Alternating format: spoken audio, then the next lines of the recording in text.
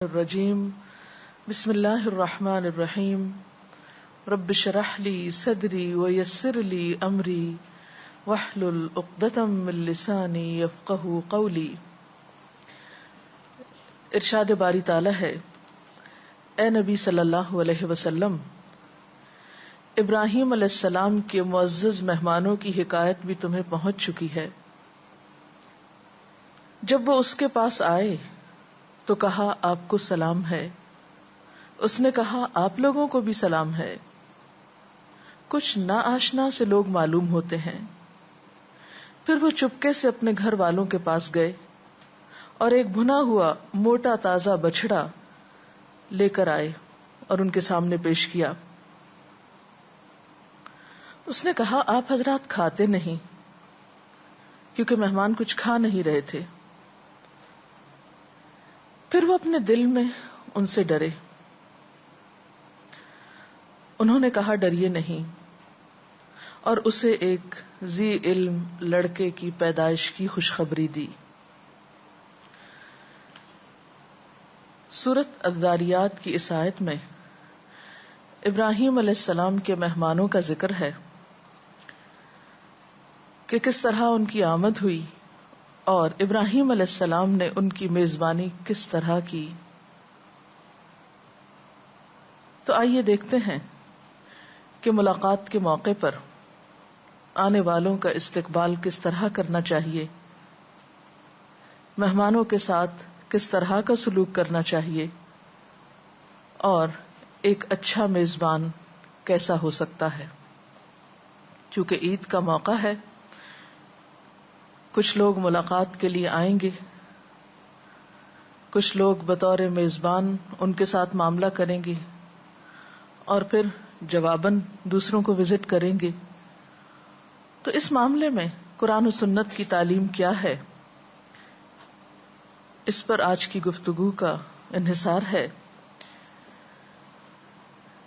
سب سے پہلی بات تو یہ کہ مہمان کے آنے پر خوشی کا اظہار کرنا چاہیے، خندہ پیشانی سے اس کو ویلکم کرنا چاہیے، گرم جوشی سے اس کا استقبال کرنا چاہیے، اسے عزت و اکرام دینی چاہیے۔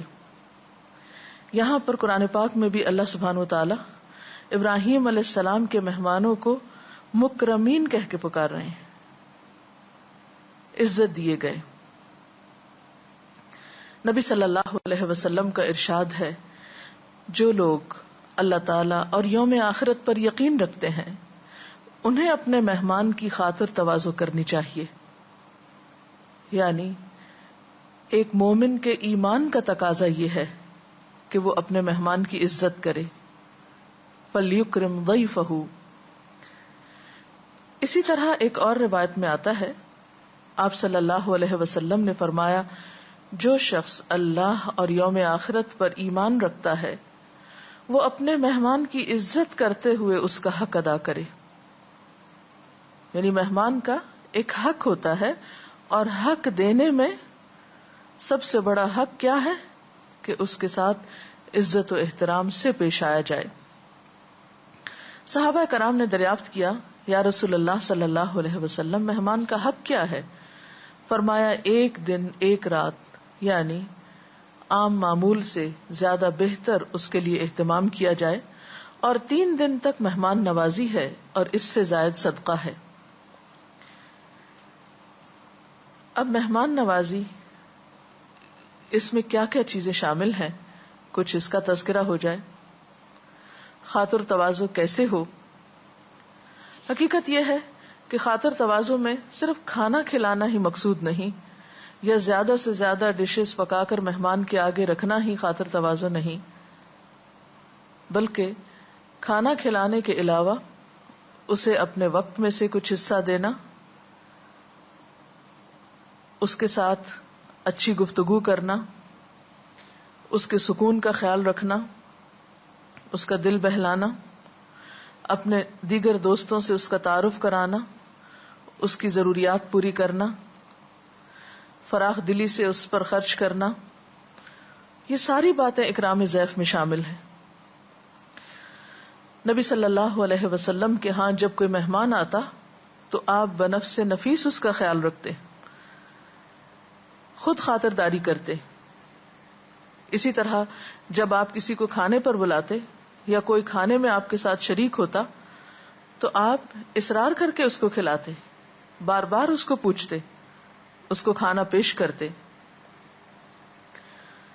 پھر اسی طرح ہم اس آیت میں دیکھتے ہیں کہ جب ابراہیم علیہ السلام کے مہمان آئے تو انہوں نے سب سے پہلے آ کر سلام کیا، اور ابراہیم علیہ السلام نے بھی جواباً سلام بولا.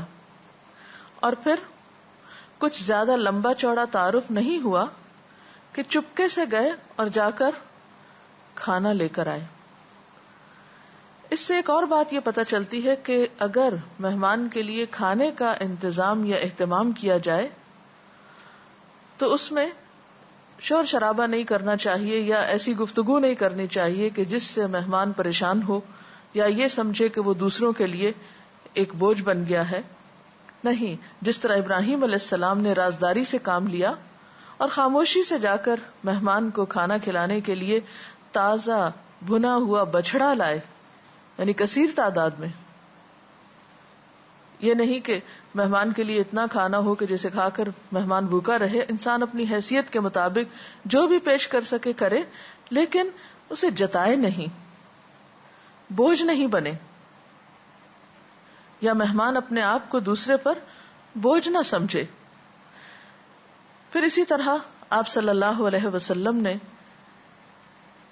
یہ بھی فرمایا کہ جو لوگ خدا اور یوم آخرت پر ایمان رکھتے ہوں انہیں اپنے مہمانوں کی خاطر تواضع کرنی چاہیے، اور مہمان کے انعام کا موقع پہلا شب و روز ہے.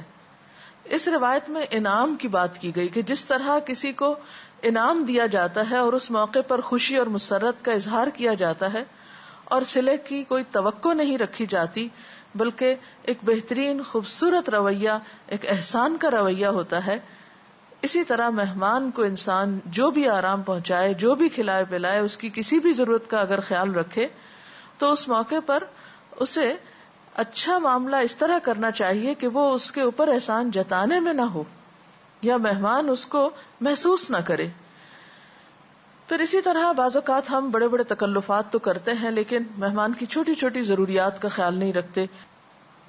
آنے والا کسی گھر میں نیا ہو سکتا ہے، اسے نہیں معلوم ہو سکتا کہ گھر میں کون سی جگہ کہاں ہے، کون سی ضرورت کہاں سے پوری ہو سکتی ہے.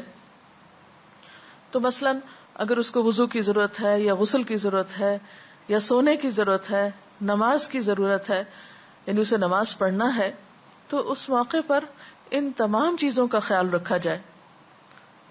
لیکن ضروریات پوری کرتے ہوئے اور مہمان کا دل بہلاتے ہوئے یہ ضرور یاد رہے کہ مہمان کے پاس ہر وقت دھرنا مار کے انسان نہ بیٹھ جائے اور اس کو پریشان نہ کر دے زیادہ کمپنی دے کر. یعنی کچھ دیر اس کے پاس بیٹھے، اس کی ضرورت پوری کرے اور پھر اس کے بعد کچھ دیر اس کو تنہا بھی چھوڑ دے تاکہ وہ ریلیکس کر سکے، آرام کر سکے.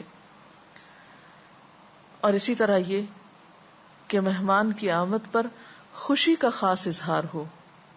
عموماً مہمانوں کی غیر موجودگی میں ناپسندیدہ الفاظ میں یا ایک بوجھ سمجھ کر مہمانوں کا تذکرہ کیا جاتا ہے. عام معاشرتی گفتگوؤں میں بات بات پر مہمان کا بہانہ کر دیا جاتا ہے کہ یہ کام نہیں کر سکے کیونکہ مہمان آئے ہوئے تھے، تھکے ہوئے ہیں کیونکہ مہمان آئے ہوئے تھے، نماز نہیں پڑھ سکے کیونکہ مہمان آئے ہوئے تھے.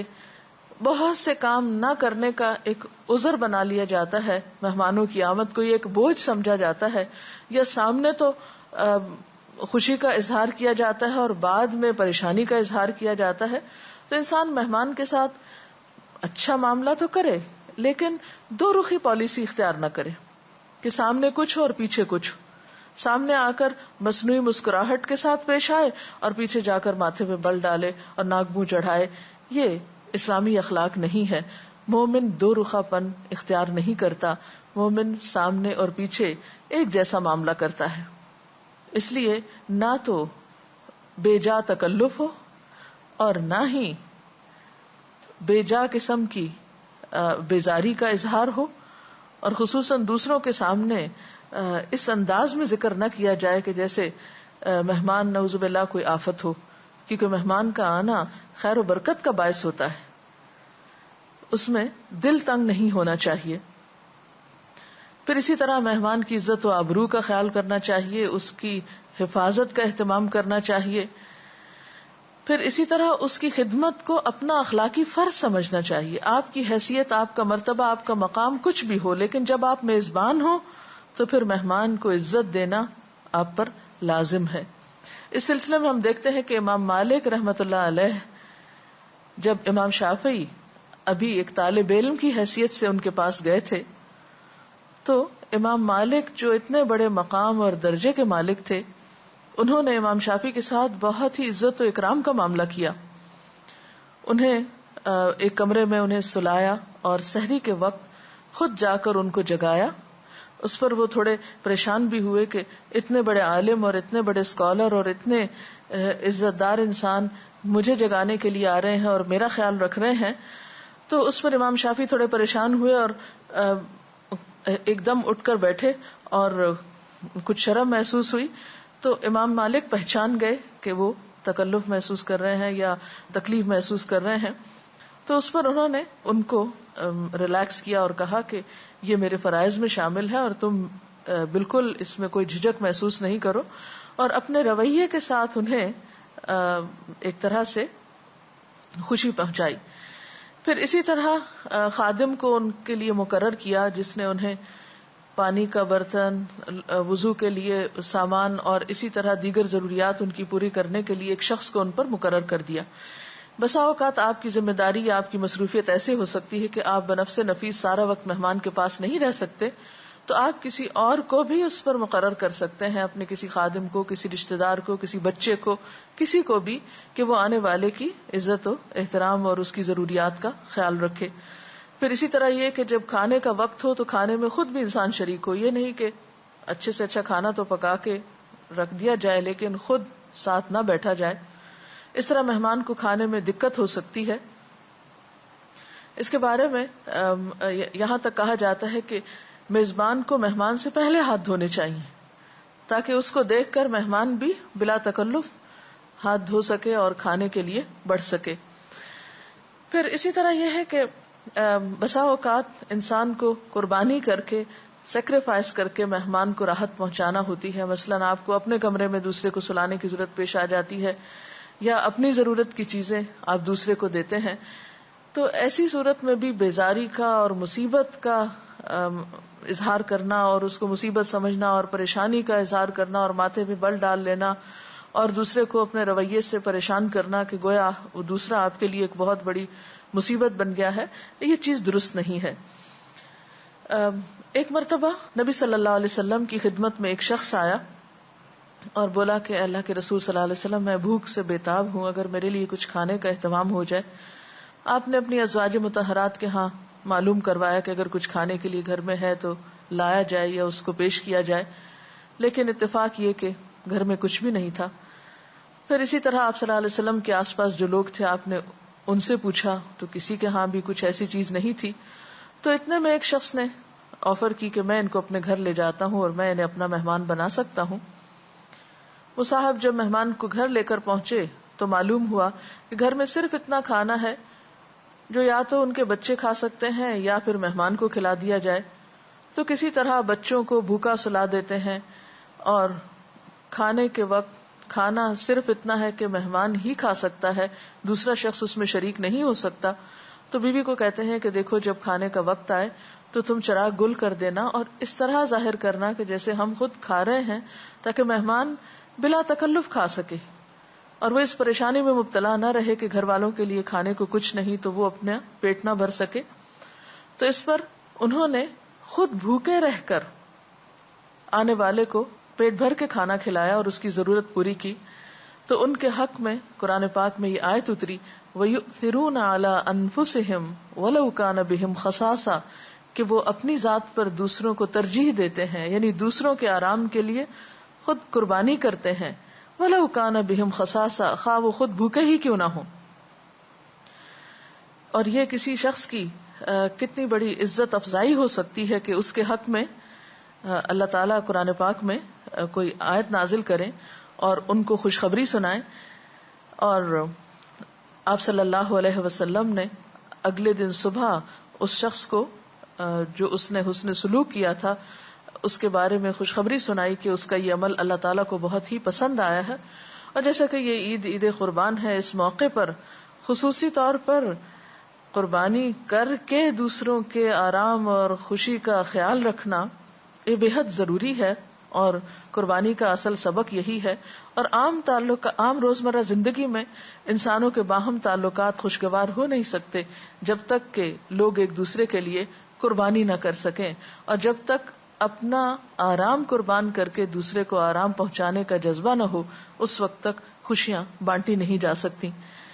پھر اسی طرح یہ ہوتا ہے کہ بعض اوقات آپ کسی کے ہاں جاتے ہیں، وہ آپ کے ساتھ کوئی اچھا سلوک نہیں کرتا، بے مروتی سے پیش آتا ہے، بیزاری کا اظہار کرتا ہے. پھر آپ سوچتے ہیں کہ اچھا یہ جب ہمارے پاس آئے گا تو ہم بھی بدلہ لے لیں گے، لیکن اسلام نے اس سے بھی منع کیا ہے. ایک شخص نے نبی صلی اللہ علیہ وسلم سے پوچھا کہ اگر کسی کے پاس میرا گزر ہو اور وہ میری مہمانی کا حق ادا نہ کرے اور کچھ دنوں کے بعد پھر اس کا گزر میرے پاس ہو تو کیا میں اس کی مہمانی کا حق ادا کروں؟ یعنی جس نے میرا حق نہیں دیا کیا مجھے اس کا حق ادا کرنا ہے؟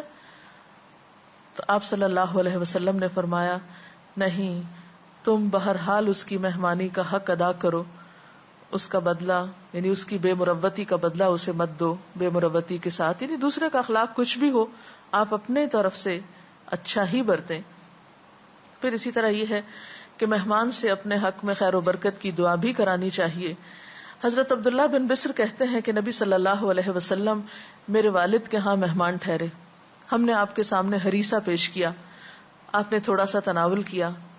پھر ہم نے کھجوریں پیش کی، آپ کھجوریں کھاتے تھے اور گٹلیاں شہادت کی انگلی اور بیچ کی انگلی میں پکڑ پکڑ کر پھینک رہے تھے. یعنی آپ کی گٹلی منہ سے گٹلی لینے کا بھی ایک خاص سٹائل تھا، یعنی اس طرح نہیں پکڑتے تھے بلکہ دو انگلیوں کے بیچ میں اس طرح پکڑ کے رکھ رہے تھے. پھر پینے کے لیے کچھ پیش کیا گیا تو آپ نے نوش فرمایا اور اپنے دائیں طرف بیٹھنے والے کی طرف اس کو بڑھا دیا.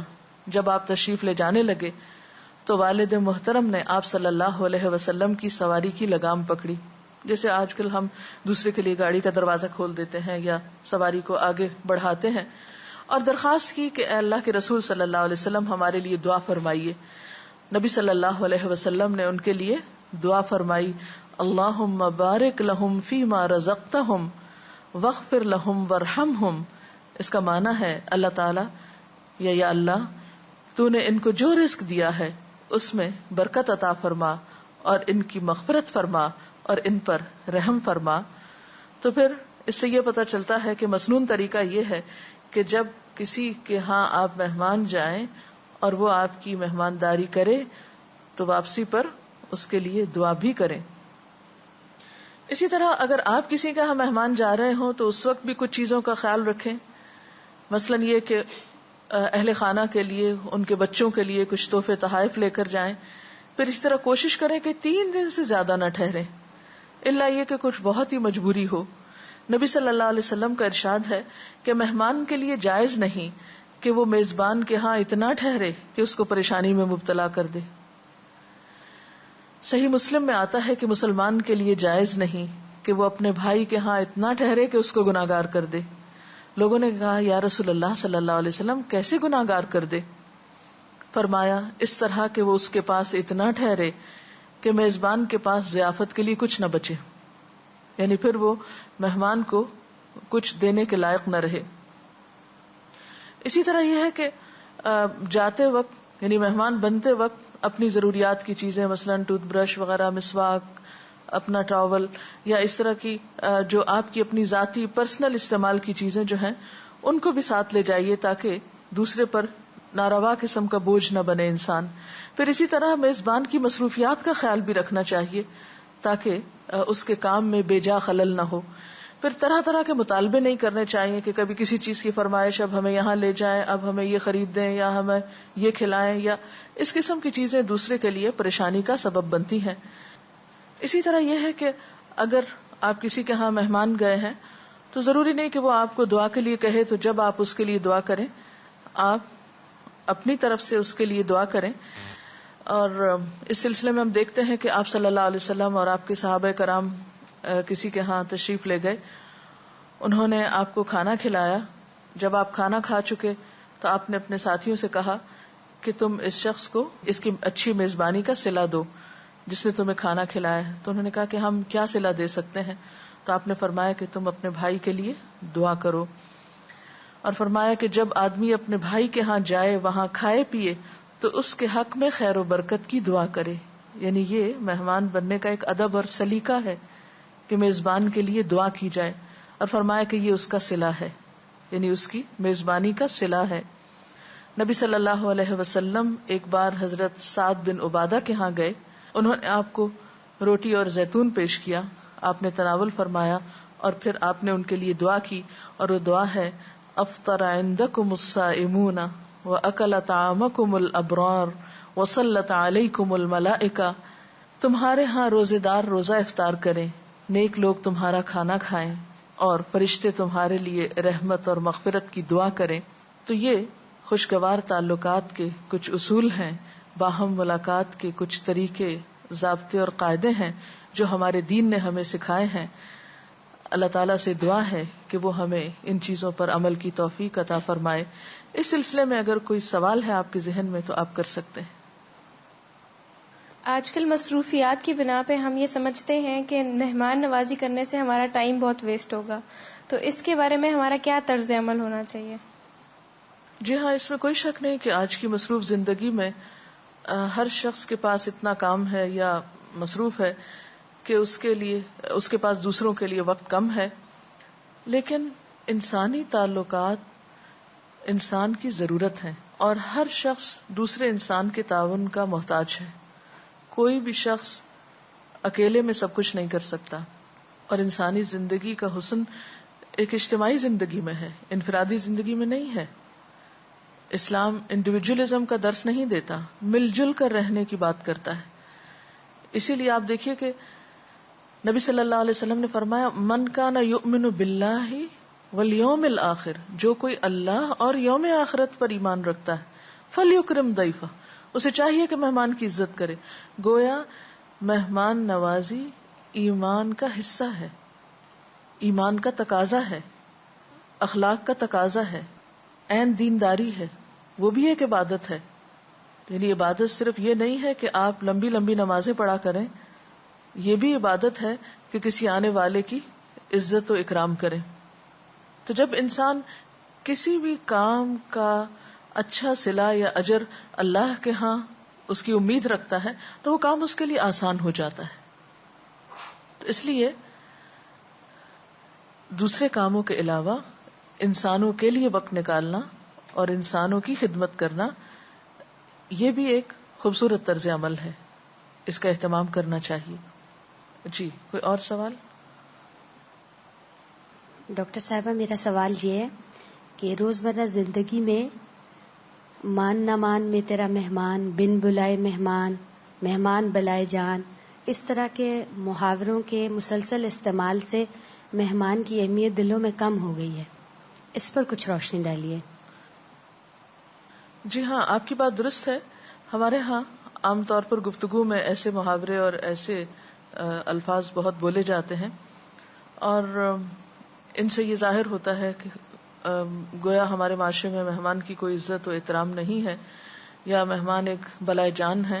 تو اس میں آپ دیکھیے کہ دونوں طرف ہی قصوروار ہیں، کیونکہ مہمان بھی کہتا ہے کہ مان نہ مان میں تیرا مہمان.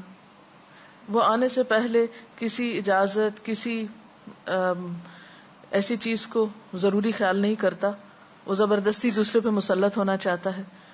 اور پھر میزبان بھی ویسا ہی رویہ اختیار کرتا ہے کہ مہمان بلائے جان کہتا ہے. تو اس میں میرا خیال ہے کہ دونوں کو ہی اسلامی ادب آداب سے واقف ہونا چاہیے اور دلوں میں وسعت پیدا کرنی چاہیے، کیونکہ اس کے بغیر زندگی کا تصور نہیں کہ کوئی شخص کسی سے ملنے کے لیے نہ جائے اور کوئی کسی کو ملاقات کے لیے وقت نہ دے. یہ زندگی کی ایک ضرورت ہے، اور اس ضرورت کو بھی اگر انسان اللہ تعالی سے اچھے اجر کی توقع کے ساتھ پورا کرے اور دوسرے کا خیال رکھے تو یہ وقت بھی سراسر عبادت ہے. تو ہمیں اپنے رویوں کو تبدیل کرنا ہوگا، اپنی سوچ کو بدلنا ہوگا، اپنے انداز کو دیکھنا ہوگا. دوسروں میں خامیاں تلاش کرنے کی بجائے اپنے حصے کی غلطیوں کو تلاش کرنا ہوگا کہ ہمارے اندر کمی کہاں ہے. عام طور پر جب ہمیں دوسرے کی طرف سے اچھا رسپانس نہیں ملتا تو ہم صرف اس کو بلیم کرنے لگتے ہیں، لیکن یہ نہیں سوچتے کہ ہو سکتا ہے کہ اس کا سبب ہم خود ہی ہوں. کوئی اور سوال؟ جی آپ. ڈاکٹر صاحبہ، عموماً جب مہمانوں کو رات کے کھانے پر بلایا جاتا ہے تو کھانے کے بعد بھی دیر تک محفل جمی رہتی ہے، اور ان کے ساتھ باتیں کرنے کو اور بہت زیادہ ٹائم سپینڈ کرنے کو ہی مہمان نوازی سمجھا جاتا ہے، جس کی وجہ سے رات کو دیر سے سونا اور پھر صبح دیر سے اٹھنا ہو جاتا ہے. تو ایسی صورت میں مہمان نوازی کا کیا حق ہوگا؟ جی، آپ نے جس سچویشن کا ذکر کیا ہے اس سے ملتی جلتی سچویشن نبی صلی اللہ علیہ وسلم کے ساتھ بھی پیش آئی. اس پر اللہ سبحانہ وتعالی نے قرآن پاک میں ایک آیت نازل فرمائی، یا ایھا الذین آمنوا لا تدخلوا بیوت النبی الا ان یؤذن لکم الی طعام غیر ناظرین اناہ ولکن اذا دعیتم فادخلوا فاذا طعمتم فانتشروا ولا مستأنسین لحدیث ان ذلکم کان یؤذی النبی فیستحیی منکم واللہ لا یستحیی من الحق. اس کا ترجمہ ہے، اے لوگو جو ایمان لا چکے ہو، نبی صلی اللہ علیہ وسلم کے گھروں میں بلا اجازت نہ چلے آیا کرو. یعنی پہلی بات کیا ہے کہ آنے سے پہلے اطلاع دو، اجازت لو. نہ کھانے کا وقت تاکتے رہو، یعنی ایسے وقت میں بھی مہمان مت بنو کہ جب گھر والوں کے کھانے کا وقت ہو. ہاں، اگر تمہیں کھانے پر بلایا جائے تو ضرور آؤ، مگر جب کھانا کھا لو تو منتشر ہو جاؤ. یعنی کھانے کے بعد بہت دیر تک لمبی گفتگو کرنا جو ہے وہ درست نہیں. کھانا کھا چکو تو منتشر ہو جاؤ، یعنی اپنے اپنے گھر چلے جاؤ، باتیں کرنے میں نہ لگے رہو. یعنی خاص طور پر یہاں پر یہ لفظ آیا ہے کہ وَلَا مُسْتَأْنِسِينَ لِحَدِيثٍ، باتوں سے دل مت بہلاؤ اس وقت. تمہاری یہ حرکتیں نبی صلی اللہ علیہ وسلم کو تکلیف دیتی ہیں، مگر وہ شرم کی وجہ سے کچھ نہیں کہتے، اور اللہ حق بات کہنے میں نہیں شرماتا. اگرچہ آیت براہ راست نبی صلی اللہ علیہ وسلم سے متعلق ہے، لیکن آپ کی پیروی اور آپ کے اتباع میں باقی مومنوں کو بھی یہی طریقہ اختیار کرنا چاہیے کہ نمبر 1، بن بلائے نہیں جائیں، اطلاع دیے بغیر نہیں جائیں. جانے کے بعد اگر خاص طور پر کھانے کی دعوت ہو تو کھانا کھا کر بہت دیر تک نہ بیٹھے، اور خصوصاً اگر رات کے کھانے کی دعوت ہو تو اس میں گھر والوں کو اذیت نہ دی جائے. کوئی گھر میں بچے ہو سکتے ہیں جنہیں سونے کی ضرورت ہے، اسکول جانا ہے صبح، کوئی بیمار ہو سکتا ہے، کوئی طالب علم پڑھنے والا ہو سکتا ہے.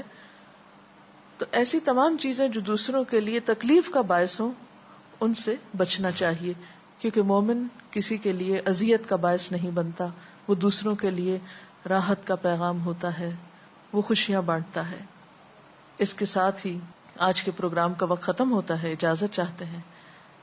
سبحانک اللہم و بحمدک، نشہد ان لا الہ الا انت، نستغفرک و نتوب الیک. والسلام علیکم ورحمۃ اللہ وبرکاتہ. اللہ اکبر، اللہ اکبر، لا الہ الا اللہ، واللہ اکبر، اللہ اکبر وللہ الحمد. اللہ اکبر، اللہ اکبر، لا الہ الا اللہ، واللہ اکبر، اللہ اکبر وللہ الحمد. اللہ اکبر، اللہ اکبر، لا الہ الا اللہ، واللہ اکبر، اللہ اکبر وللہ الحمد.